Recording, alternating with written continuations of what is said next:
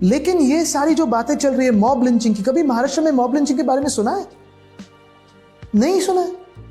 अच्छा, remix item है ये। जय श्री राम। मेरे सभी सनातनी भाइयों का स्वागत है इस नए वीडियो में। आज हम आपके लिए कुछ खास और नया लेकर आए हैं, तो जल्दी से वीडियो को लाइक कर दें और अगर आप चैनल पर नए हैं तो सब्सक्राइब जरूर करें। साथ ही बेल आइकन को दबाना न भूलें ताकि आपको हमारे हर नए वीडियो की सूचना सबसे पहले मिले। और हाँ, नीचे कमेंट बॉक्स में जय श्री राम का नारा लगाकर अपनी उपस्थिति जरूर दर्ज कराएं।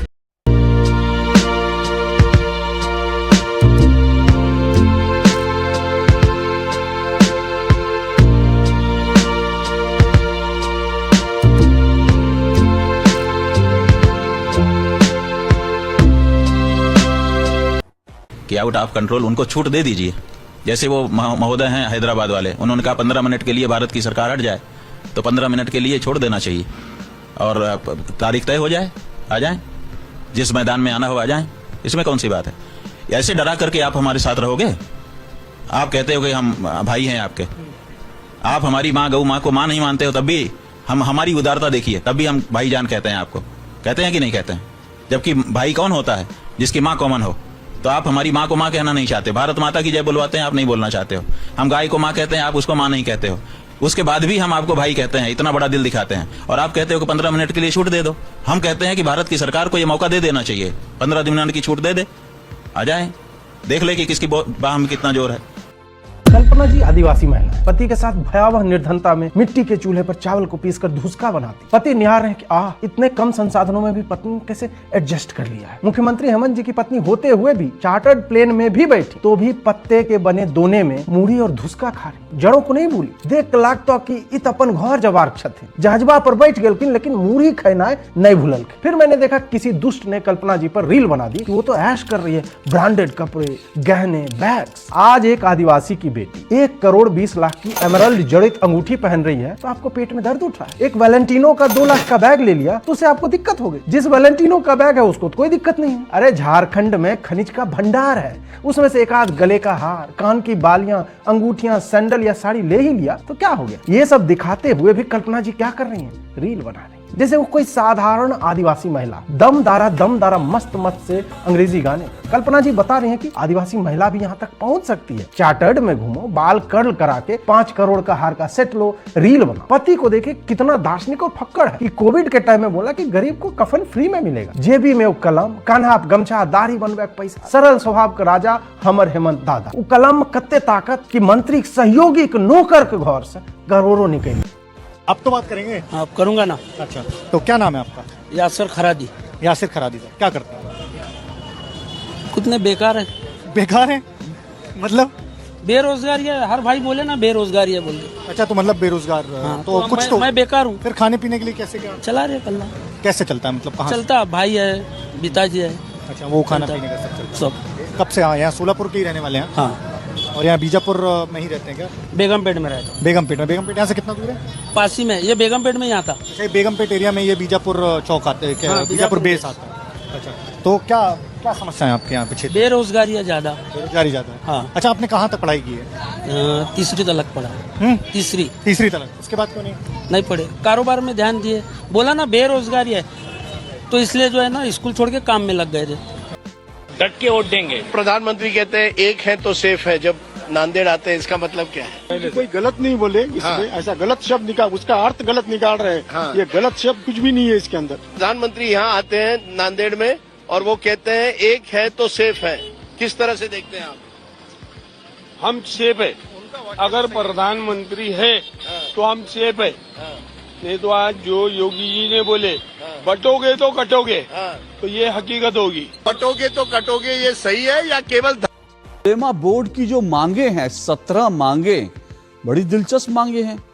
इसमें बाकी सब तो है, वो ये कह रहे हैं 2012 से लेकर 2014 तक जो मुस्लिम आरोपी जेलों में बंद हैं उनके हिसाब से वो निर्दोष हैं। उन्होंने निर्दोष शब्द लिखा, लेकिन निर्दोष क्या है वो उलेमा बोर्ड नहीं तय करेगा और वो पॉलिटिकल पार्टियां तय नहीं करेंगी।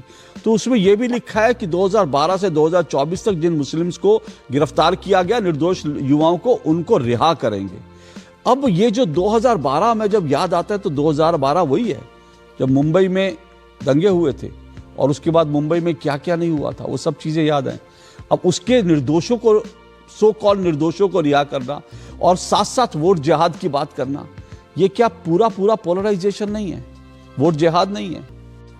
किस तरह महाराष्ट्र की जनता और उस स्टेट को तोड़ने का काम कर रही है ये अपोजिशन पार्टी। जिस तरह जिन्ना ने देश को तोड़ने के लिए जो मांगे की थी वही सेम मांगे कर रही है महाराष्ट्र की ऑल इंडिया उलेमा परिषद। इनकी जो सिमिलर मांगे हैं वो क्या थी? पहला है मुस्लिम कोटा के लिए दबाव डालना, दूसरा सेवाओं और स्वशासित निकायों में पर्याप्त मुस्लिम प्रतिनिधित्व, तीसरा है राष्ट्रीय स्तर पर मुस्लिम उम्मीदवारों के लिए आरक्षित सीट, चौथा है दोनों मुस्लिम रीति रिवाजों आदि पर निर्णय लेने में शरीयत कानून की प्राथमिकता। देखो, इससे आप और हम ये तो अंदाजा लगा सकते हैं कि महाराष्ट्र का विभाजन करना चाहते हैं, लोगों में भी और स्टेट में भी।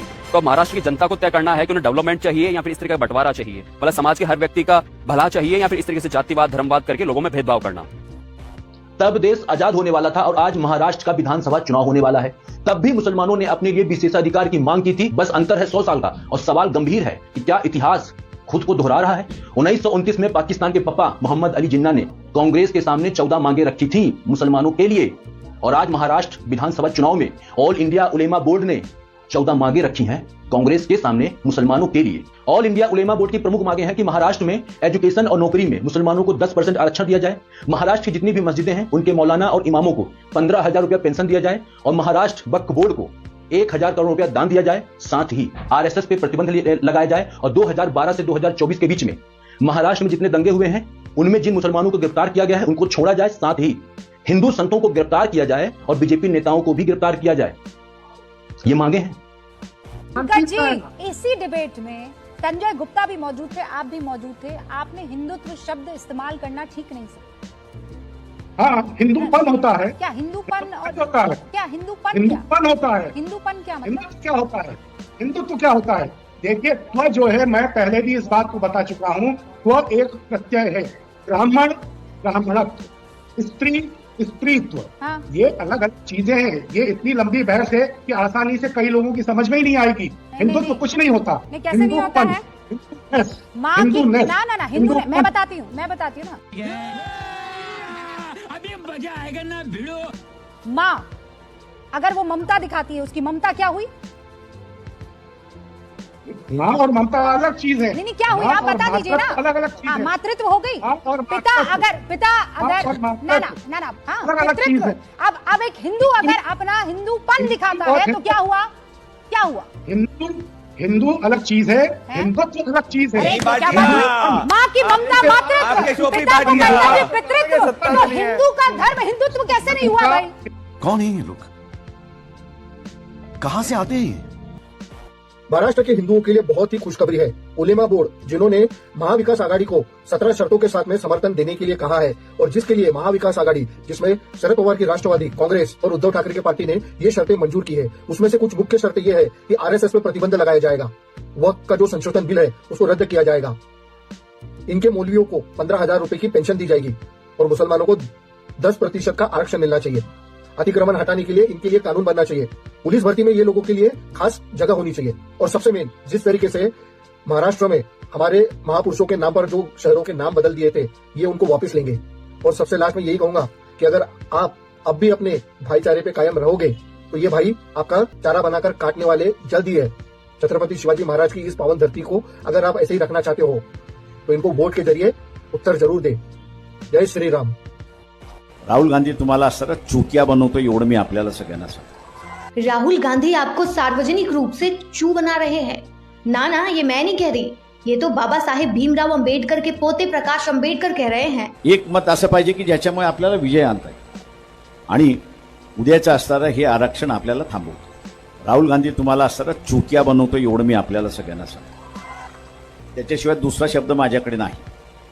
अब चमचो इन्हें अंधभक्त मत बोल देना। ये पत्थर घस के लगाने से आंधों की आंखें आ जाती है, फिर अपने को चांदी की आंख छोटी हो या बड़ी अपने हुक जितनी वापस चढ़ानी पड़ती है। अब मन्नत मांगो, बाबा मेरी आंखों में रोशनी नहीं है, अगर आप मेरे को रोशनी दो, अल्लाह से दुआ करके मेरे को रोशनी दिलोगे तो मैं यहाँ चांदी की आंख ला के चढ़ूँगी। ये घस के आंख में लगाने का, ये पत्थर आंख में लगाने से नूर आ जाता। बेनई होती है कि ये एकदम आंख अंधा है, उसको 40 दिन फेरी काटे तो उसका आंखें ऑटोमेटिक आ जाती है। अल्लाह से दुआ करके अपने को आंखें दिलाते हैं। अभी तो मसला जहरा की बेटियों ने संभाल रखा है, मंजर तो तब बदलेगा जब अली के बेटे और ये देखो बेटे मैदान में उतर चुके हैं। तेरे की क्या मजा ले रहे बेटे।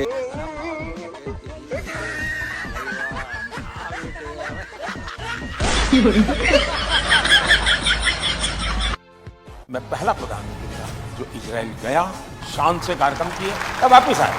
2-3 महीने के बाद मेरा पैलेस्टाइन का कार्यक्रम बना, तो मैं सीधा पैलेस्टाइन गया। वहाँ पर जाते समय लॉजिस्टिक प्रॉब्लम था, मुझे हेलीकॉप्टर की जरूरत थी। मैं जॉर्डन से जाने वाला था, तो जॉर्डन के किंग जो मोहम्मद साहब के सीधे वारिस थे, उनको पता चला कि मैं ऐसे ही वहाँ से पास हो रहा हूँ। उनका जी नहीं, मैं अपना कार्यक्रम बदल करके जॉर्डन वापस आऊँगा, आप मेरे यहाँ आइए, हम बैठेंगे और आपको हेलीकॉप्टर आपके देश से लाने की जरूरत है, मेरे हेलीकॉप्टर में जाएंगे और पूरी यात्रा में मेरी व्यवस्था रहेगी। जॉर्डन के किंग एक ऐसा प्रधानमंत्री जो कुछ दिन पहले इजराइल जाके आया हुआ है। इतना ही नहीं, मैं जॉर्डन के किंग का हेलीकॉप्टर में जब जा रहा था पैलेस्टाइन, तो इजराइल के 6 विमान उनके एयरफोर्स के, वो उसको एस्कॉर्ट कर रहे थे और मुझे यानी जॉर्डन सम्मान दे रहा है, मुझे इजराइल सम्मान दे, और मैं जा रहा था पैलेस्टाइन, वो इजराइल को मालूम था, फिर भी वो मेरा सम्मान कर रहे थे। जब मैं मेरा कहता हूं, मैंने मोदी की बात नहीं कहता, मेरे देश की बात कर रहा हूं।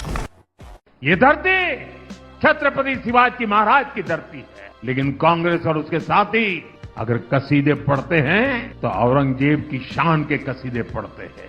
ये लोग वीर सावरकर को गाली देते हैं। बाला साहब ठाकरे जैसे ऐसे महाराष्ट्र के गौरव की सराहना करने में इनके मुंह पर ताला लग जाता है, और मैंने इनको चुनौती दी है। अगाड़ी वाले जरा मेरी चुनौती को स्वीकार करें।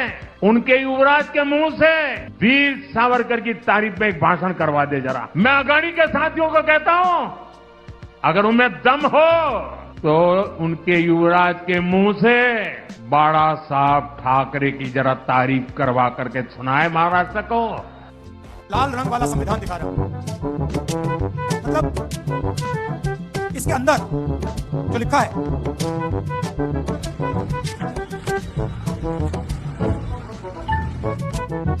ये सॉरी बांग्लादेश में हिंदुओं पर लगातार हो रहे हमलों को लेकर वर्तमान की मोहम्मद यूनुस की कट्टरपंथी इस्लामिक सरकार बड़े संकट में फंस सकती है। शेख हसीना की पार्टी आवामी लीग के एक नेता ने 800 पेजों के सबूत के साथ नीदरलैंड की इंटरनेशनल क्रिमिनल कोर्ट में बांग्लादेश की वर्तमान मोहम्मद यूनुस की सरकार के खिलाफ हिंदुओं पर अत्याचार और हिंदुओं के नरसंहार का आरोप लगाते हुए मामला दर्ज करा दिया है। क्या आपको भी लगता है कि बांग्लादेश की इस कट्टरपंथी इस्लामिक सरकार के खिलाफ सख्त कदम उठाया जाना चाहिए ताकि इन मजहबी उन्मादियों के हौसलों को ध्वस्त किया जा सके? कमेंट करके जरूर बताइएगा। जानकारी अच्छी लगी है तो और हिंदुओं तक इसे पहुंचाने के लिए वीडियो को शेयर जरूर करें। जय श्री राम। आप लोग तो वो शहर औरंगाबाद से हो जहां हमने हुकूमत की थी। ये लोग बहुत सियासत खेलते हैं, संभाजी महाराज, औरंगजेब, संभाजी महाराज। अरे तारीख पढ़ लो, इस बंजर शहर खटकी को आबाद किया था मलिक अंबर ने। उस इतिहास को कैसे बदलोगे? उस इतिहास को कैसे बदलोगे? बड़े औरंगाबाद को संभाजी नगर बनाने वाले। ओवैसी छत्रपति संभाजी नगर, सुन लो ओवैसी छत्रपति संभाजी नगर। किसी का बाप भी पैदा हुआ, अब ये नाम नहीं बदल सकता। अरे काल त्या एमआयएमची सभा झाली आणि त्या सभेमध्ये एक महिला होती, ती महिला म्हणाली ये कौन संभाजी राजा है, ये कैसे संभाजीनगर हो गया? अरे त्यांना माहिती नाही, देश धर्म पर मिटने वाला शेर शिवा का छावा था, महापराक्रमी परम प्रतापी एक ही शंभू राजा था।